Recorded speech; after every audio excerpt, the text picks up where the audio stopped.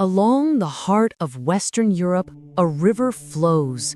It is not merely a body of water, but a liquid highway of history, a corridor of culture that has witnessed the rise and fall of empires. This is the Rhine. For centuries, its waters have carried soldiers, emperors, merchants, and poets, each leaving their mark on the landscape. Its banks are famously beautiful, dotted with medieval castles perched precariously on hilltops and impossibly steep vineyards that cling to the slopes. Nowhere is this beauty more concentrated and more dramatic than in the upper middle Rhine Valley, a stretch so unique it has been designated a UNESCO World Heritage Site.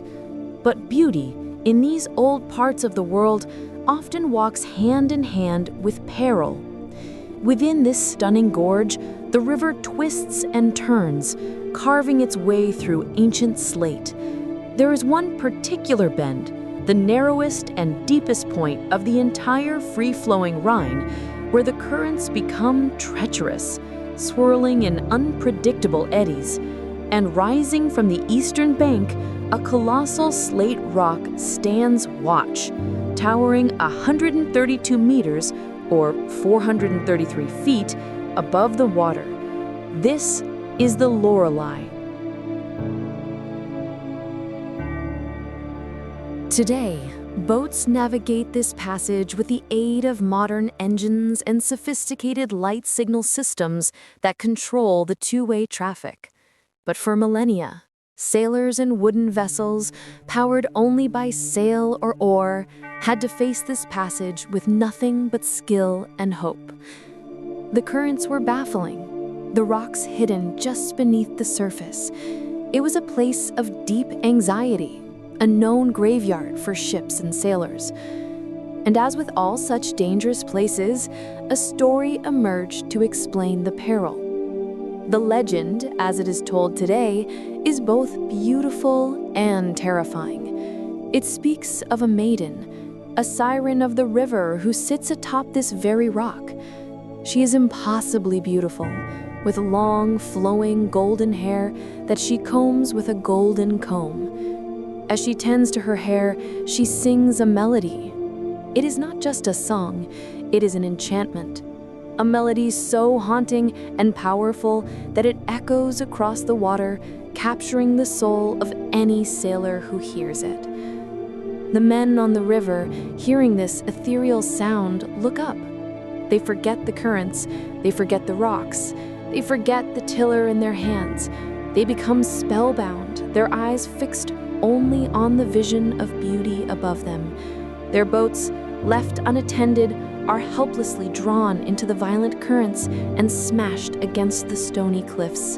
The river claims them, and the maiden continues to sing, indifferent to the doom she has caused. This is the story of the Loreley, the siren of the Rhine. It is a tale that has echoed around the world, a quintessential piece of German folklore. But here, on Mythic Mundi, we look deeper. We ask the questions others do not. Is this legend as ancient as the Roman legions who once marched these banks? Is this a forgotten Germanic goddess, a sister to the nymphs and spirits of old? The answer is far more fascinating. The truth is, the Loreley we know, the golden-haired siren, is not an ancient myth at all. Her story is a fabrication, a piece of literary invention. To understand the Loreley, we must not look into the mists of antiquity, but into the minds of poets from a much more recent and a much more passionate era. We must journey back to the dawn of the 19th century, to a time of revolution, romance, and a profound rediscovery of the natural world. The rock itself held the name long before the legend. The name Loreley likely derives from Old German, Lorelin, meaning murmuring or whispering, and ley, meaning rock or slate. For centuries, this was simply the Murmuring Rock. Why did it murmur? Before the river was heavily engineered in the 19th and 20th centuries, The acoustics of the gorge were different. The powerful currents, combined with a small nearby waterfall, created a distinct echoing, whispering sound.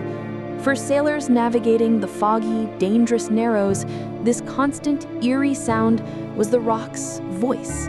It was a natural warning, a sound of danger. It took a new cultural movement to give that voice a story, to turn that warning into a song. That movement was Romanticism. The Romantics rejected the cold logic of the Enlightenment and championed intense emotion, the sublime power of nature, and a fascination with the medieval past and supernatural folklore. And the Rhine Gorge, with its ruined castles, dramatic cliffs, and wild river, was the absolute epicenter of German Romanticism. This was the perfect stage. All it needed was a star.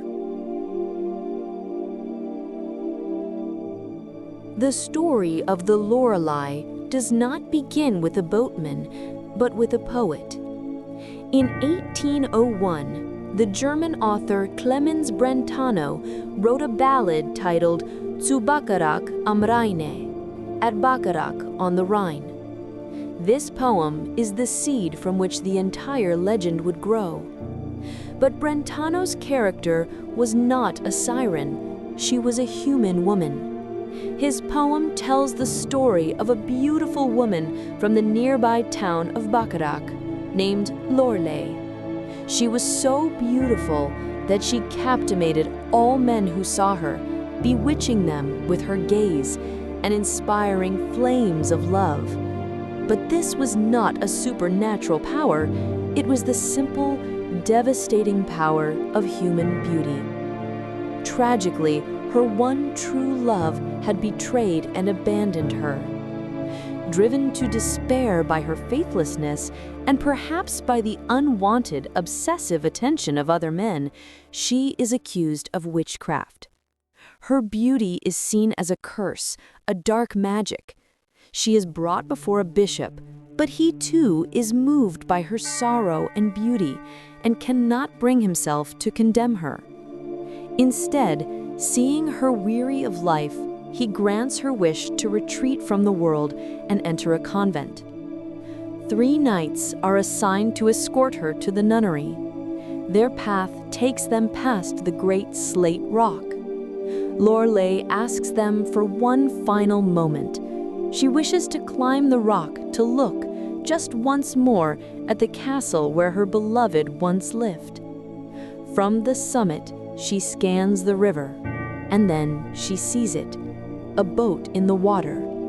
Believing it is her lover returning to her, she cries out his name, and in a moment of desperate, tragic impulse, she leaps from the cliff into the river below. The 3 knights, attempting to save her, plunge in after her and are also lost to the currents. Brentano's story is a tragedy. Lorelei is not a monster, she is a victim of a broken heart, of false accusations, and of a society that fears powerful beauty. The rock is not her weapon, it is her final stage, the site of her liberation from a world that had wronged her.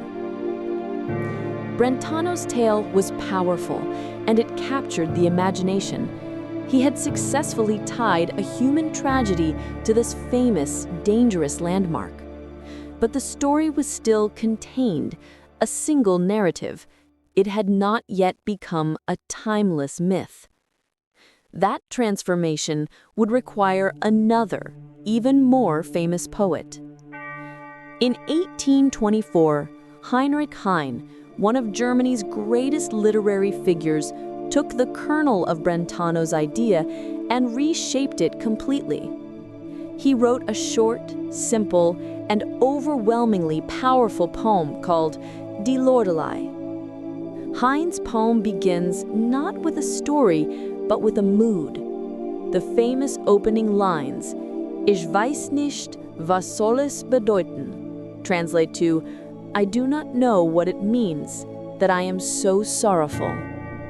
He sets a scene of twilight. The air is cool and it darkens. and the Rhine is flowing peacefully. Then he introduces her. The most beautiful maiden is sitting, up there, wondrously fair. Heine's version is a masterpiece of subtraction. He strips away Brentano's entire Christian backstory, the betrayal, the bishop, the knights, the convent, all of it is gone. What he leaves is something far more elemental, something that feels ancient. Heine's Lorelei is not a human woman. She is a mythical creature. He blends Brentano's tragic heroine with the ancient Greek myth of the sirens who lured sailors to their doom with their songs. He writes, "She combs her golden hair. She combs it with a golden comb and sings a song as she does, a powerful, enchanting melody." Heine focuses entirely on the effect of this vision. He describes a boatman in his small skiff who is seized with a wild sorrow. The boatman, in his enchantment, does not see the reef of rocks. He looks only up to the heights. The poem ends with the inevitable, tragic conclusion, "I believe at last the waves engulf both boat and boatman." This is the version that conquered the world. Heine's Lorelei is not a person, she is a symbol. She is the personification of the river's deadly allure. She is beauty and danger fused into one. She is the femme fatale of the Rhine, an irresistible force of nature that lures men to their destruction not out of malice, but simply because it is her nature to do so. The legend was solidified in 1837 when the composer Friedrich Schiller set Heine's poem to a simple, haunting melody. The song became immensely popular, so popular that it was quickly mistaken for an ancient, anonymous German folk song. It was taught in schools, sung in homes, and carried abroad by travelers. The fiction had become fact. The invention of 19th century poets had been adopted by the world as a timeless legend, a myth as old as the river itself. A piece of romantic poetry had successfully retrofitted the Murmuring Rock with a new and eternal story.